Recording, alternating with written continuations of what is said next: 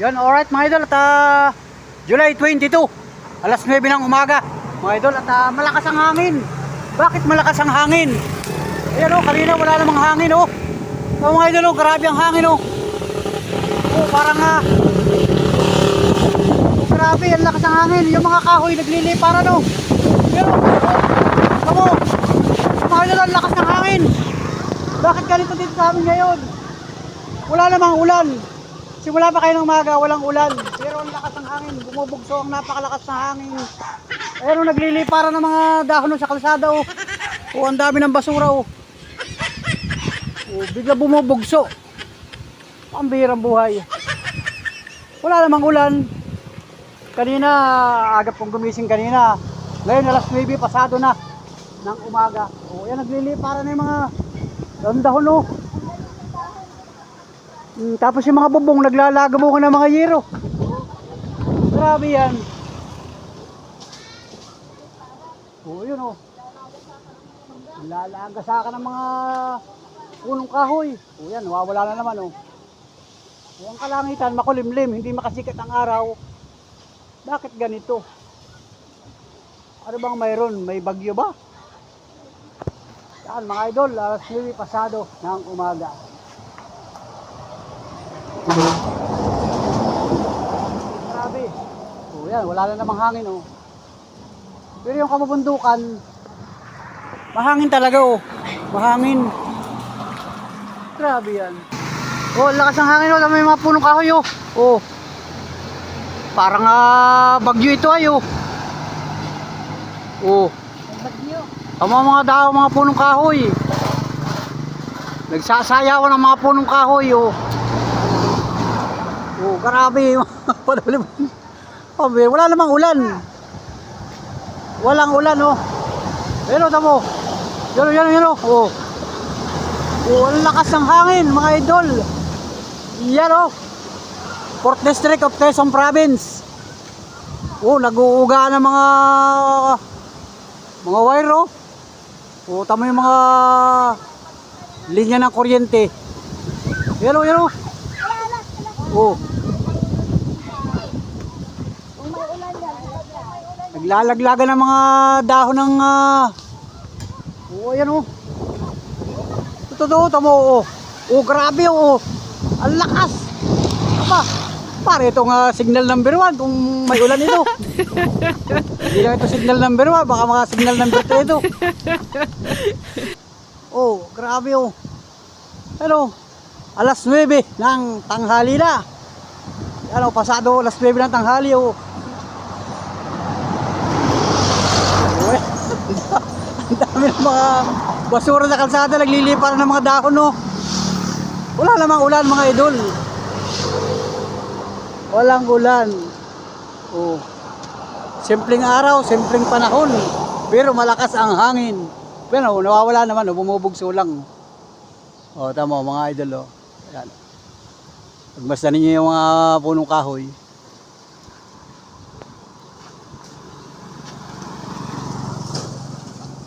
O yan, wala na naman mga idol oh. Pambihirang buhay. Talagang hindi mo matatawaran ang panahon mga idol. Ano bang balita ngayon sa telebisyon? Kung may bagyo ba? O low pressure? Kahapon may ulan, bahagya lang. Ito na naman oh. Ito na naman oh, lakas na naman oh. Woo! Bihirang buhay. Yan, mag-iingat po tayo mga kababayan. Yung mga nasa Nyugan, yung mga nasa kabubundukan dito sa bahagi ng Quezon Province, aba malakas yan, lalo na sa dagat. Yung mga kababayan natin, yung mga naghahanap buhay sa karagatan. Aba, lakas no. Oh. Oh yan oh, papakita ko sa inyo yung dito sa aming lugar, yung paligid lang namin dito. Ayan oh, sasayawan ng mga punong kahoy. Oh, walang ulan mga idol, walang ulan. Ang kalangitan parang madilim, hindi makasikat ang araw. Dapat yung ganitong oras matindi na sikat ang araw niyan. Oh. Alright.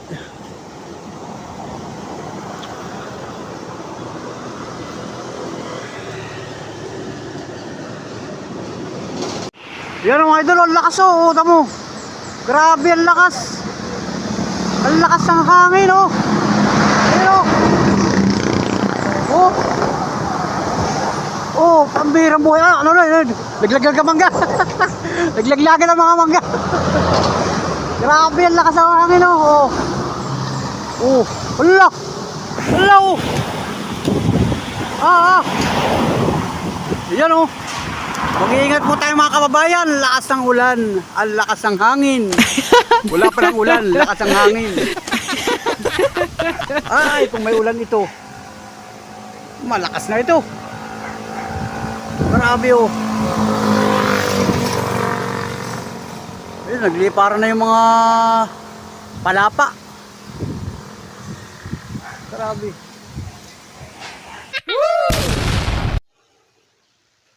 Yan, alright mga idol, at alas 5 na ng hapon. Abilis ang oras.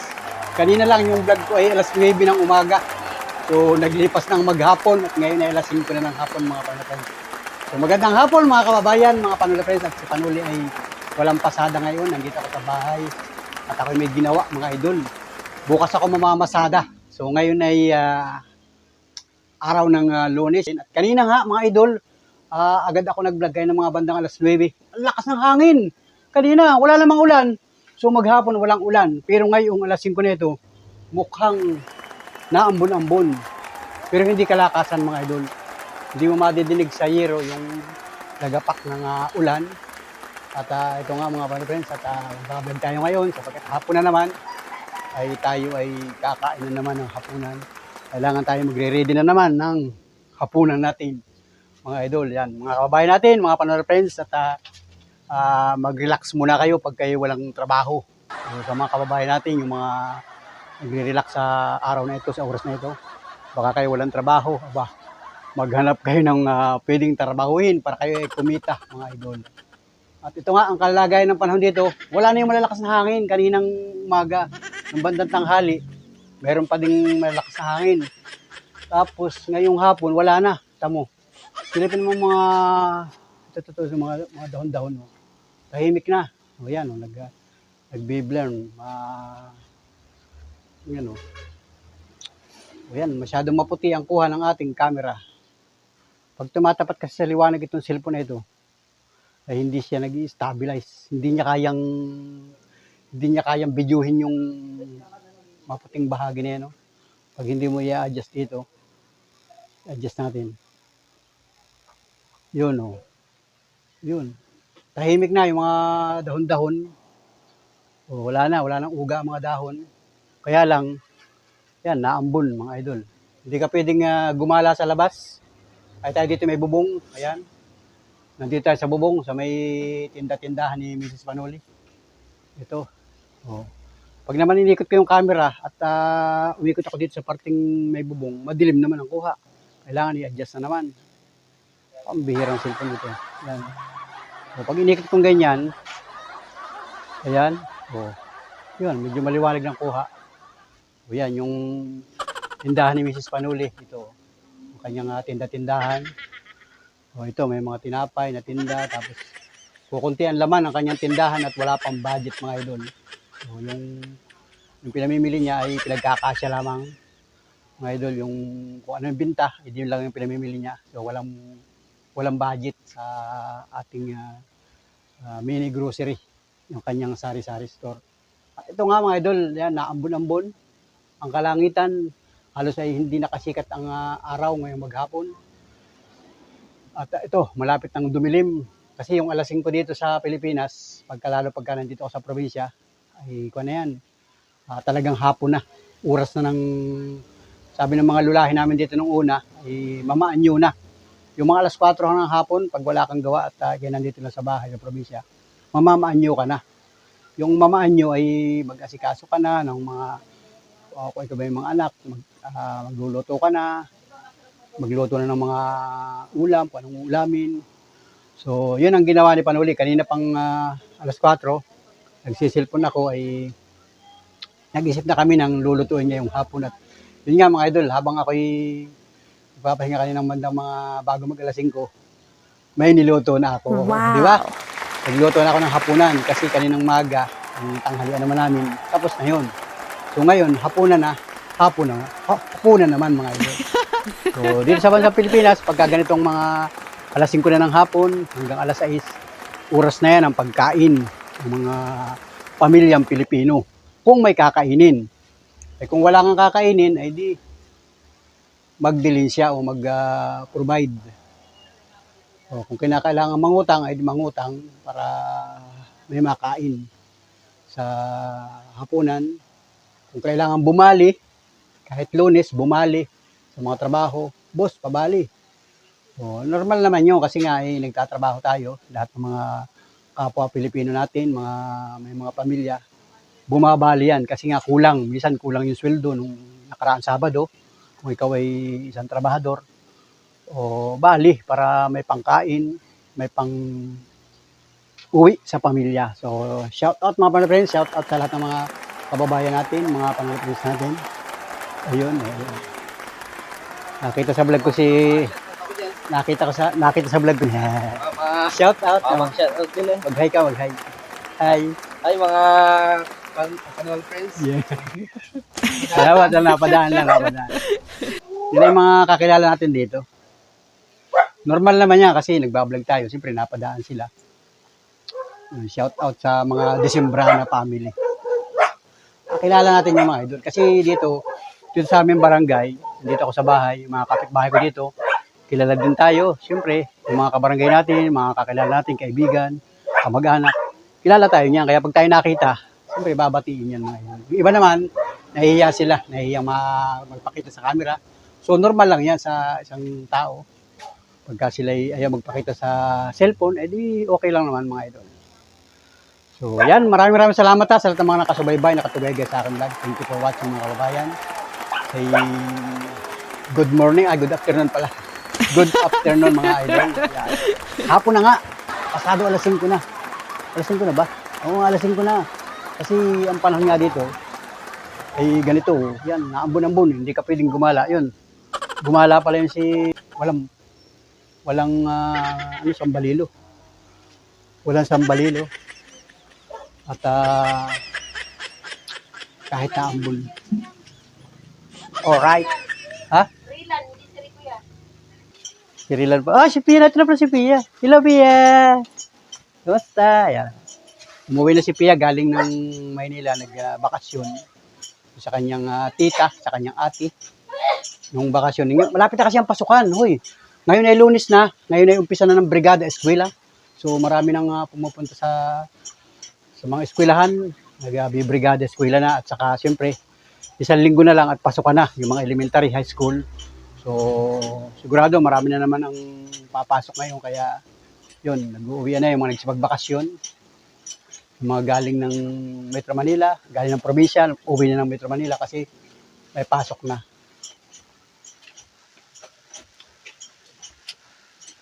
So, yun. O, yan, nabili. Ay, katol.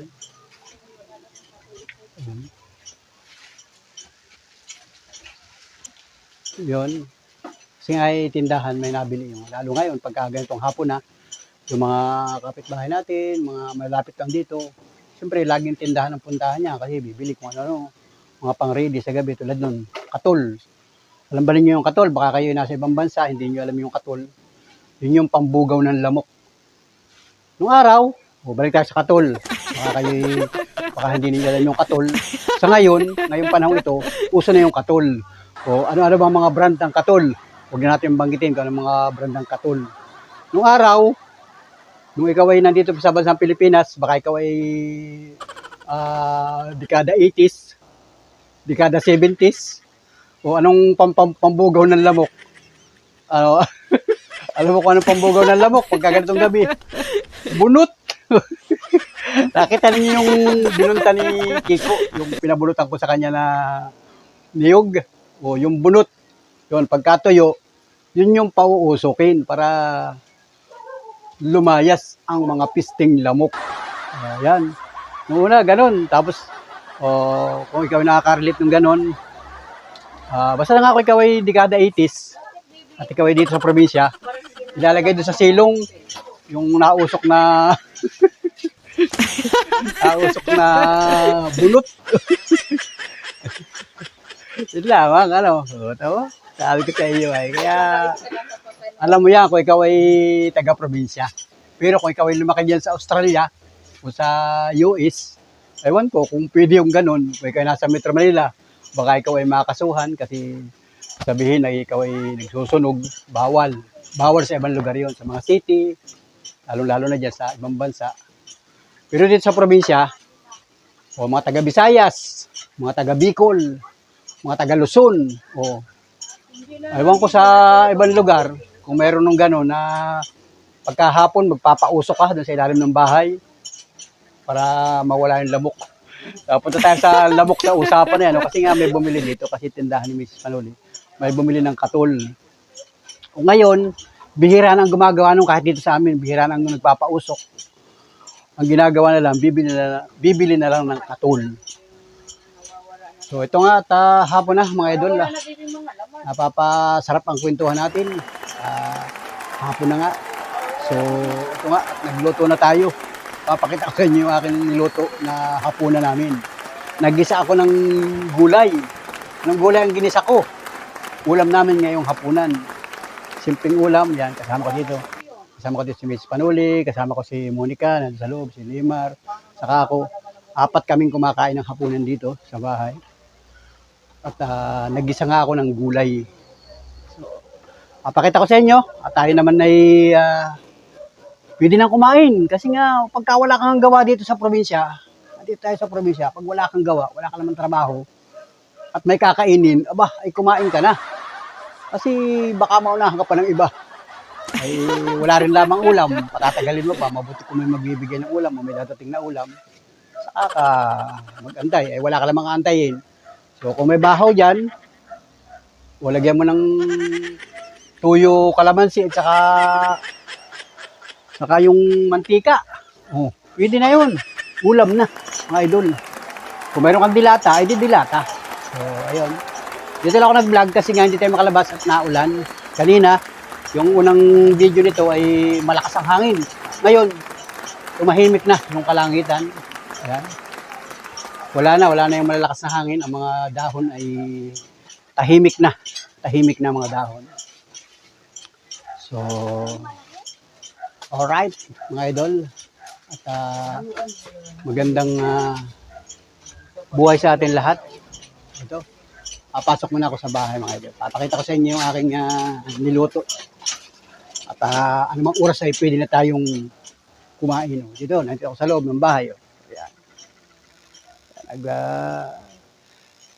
Dito nag-i-establish yung cellphone natin rin. Nadilim na liwanag. Ayan. So, nandito na ako sa loob ng bahay. Ayun. Oh, yan oh. Yung kanin, sa rice cooker, sinaksak lang ng bahagya para kumbaga uminit siya. Titingnan natin kung mainit na. Yun, mainit na. Yun. Painit lang yan kasi bahaw. Kumbaga yung saing kaninang tanghali, madami. So ngayon, isasaksak lang siya ng bahagya para uminit siya. So mainit na yan mga idol. Yun. O, di ba? Init. Tapos, may niluto lang ako ditong gulay. Ito, nasa kawali. Hindi ko na in-vlog kanina. Ako nagluto nito ha, mga idol ha. Baka, ayun. Hindi nyo kita? Madilim na yun. Pambirang buhay. Ito ay ginisang kalabasa. Ginisang kalabasa yan. Simpleng gisang kalabasa yan. Yan ay nakakatin ang sabaw. Nilagyan ko kasi ng sutanghon. Kakainin ko na ito para mauubos ang sabaw nito ay. Yan. Kalabasa, wala siyang ibang lahok. Wala lahok niya. Sutanghon. Nagisa ko, sibuyas, bawang, tapos ay tuyo, ginisigis ako. Tapos binulatan ko yung kalabasa, ginisa ko. Tapos lagyan ko ng tubig. Lagyan ko ng seasoning, tapos ay kaunting seasoning nga. Tapos ay pampalasa. Lagyan ko ng tubig, tapos kumulo. Lagyan ko ng sutanghon. Ayun, sakto, luto na. At ngayon, ay ito, nagbablog nga tayo. At tayo ay kakain na mga idol. Kapagkat, ang oras oh. O, tingnan nyo, bilis ang oras. Alas 5:30. O, gabi na. Ay, bilis ang oras. Lalo pag tayo nasa bayan, tayo namamasada. Bilis ang oras. O, ayan, si Miss Manoli, may ginagawa din siya. So, kayong tanghali siya nagluto. Ngayon ako nagluto kasi wala naman tayong ibang gawa. Ayan. Magandang hapon. Nag-cellphone ka. Hi. Hi. Si Monica, ay wala rin pasok kasi nga ay bakasyon na sila. College kasi sila. Bakasyon na sila, yun namang mga elementary high school, mag-uumpisa na pumasok. At ayun, pwede na kumain. So, wala na tayong gagawin kung hindi kumain. Pagkatapos kumain, relax na. Mag-cellphone si Panuli. Tapos ay i-ready ko yung aking mga i-upload. Pasensya na kayo sa vlog ko. Ito lang yung ating vlog ngayon. So, wala tayong pasada, hindi tayo namasada ng tricycle. Kaya wala tayong naispatan. Ang naispatan ko ay kusina. Saka yung mga sulok-sulok sa bahay. Yung may mga ginawa ako dito, yun ang mga naispatan ko ngayon. So, kaya ako namamasada na uli. Tayo ay naka-ispat uli. So, salamat sa lahat ng mga sumusuporta. Sa lahat ng mga nagpapaabot ng pagmamahal. Salamat sa mga nag-sponsor doon sa mga naispatan natin. Kasi yung iba, hindi natin kayang suportahan yung mga naispatan kong iba. Hindi ko kaya. Umaga, kulang financial ang problema. Saka yun nga yung naispatan ko minsan si Ate Cheryl. Yun, pasensya na po doon sa mga kamag-anak, nag-comment. Hinahanap pala ninyo yan, hindi ko alam. So ako po yung natakot na siya ay ipindingin ko dito sa bahay. Daling ko sa kubo-kubo kasi unang-una babae. At saka ayaw po niya magsalita ng totoo. Ayaw niya magsalita ng siguradong address. Kaya po hindi ko siya lubos-lubos na natulungan. So ayun, sayang nga ako nang hinayang din. Ngayon ko na-realize na marami palang naghahanap sa kanya. So sabi ko nga, ini-chat ko naman yung mga nag-message naman ako doon sa mga kamag-anak na nag-chat sa akin, nag-message sa akin. Sabi ko, pwede niyo hanapin yun. Hindi pa nakakalayo yun. Yung estimate ko nun, wala pa yun sa Bicol. Kasi mahihirapan niya siya makasakay sa bus. Kasi yung kanyang hilahilang stroller, may gulong, mahirap. Mahihirapang isakay yun sa bus kasi mahaba. Unang-una, labi yun masikip yun sa estribo. Kaya yun, estimate ko, naglalakad yun mga idol. So, sana may maka-spot uli sa kanya ng mga vlogger dyan sa particular dyan sa may parting Bicol. Maraming mga vlogger dyan. So, sana may makatulong sa kanya at may tumulong kay Ate Cheryl. Yung pala'y lehitimong taga Caloocan City. Yun. Sayang mga idol. Kung nagsabi siya ng totoo sa akin, yung totoong address niya at yung pupuntahan niya, natulungan sana natin at naipakiusap ulit dun sa aking mga minamahal na viewers. So, pasensya na po dun sa mga viewers natin, yung mga nakapanood. At yun po yung ating tulong na naibigay kay Ate Cheryl. So, grabe. Pambihirang buhay. So, salamat sa inyo sa solid na pagsuporta, pagtotok at pagsubaybay, pagtuwagay sa akin vlog. Shout out po sa lahat ng minamahal natin viewers, sa lahat ng mga organic subscriber. Maraming salamat po sa inyo lahat. Thank you. Pagpalain tayo ng Panginoong Diyos. Araw-araw, oras-oras natin mga ginagawa. So, salamat po ng marami mga idol. Thank you at kakain na kami. Salamat sa inyong pag-aabala sa aking mga video ini-upload sa aking YouTube channel. Salamat po ng marami sa inyo. I need somebody who can love me and my worth. No, I'm not perfect, but I hope you see my worth. 'Cause it's only you, nobody knew I put you first. And for you, girl, I swear I do the work.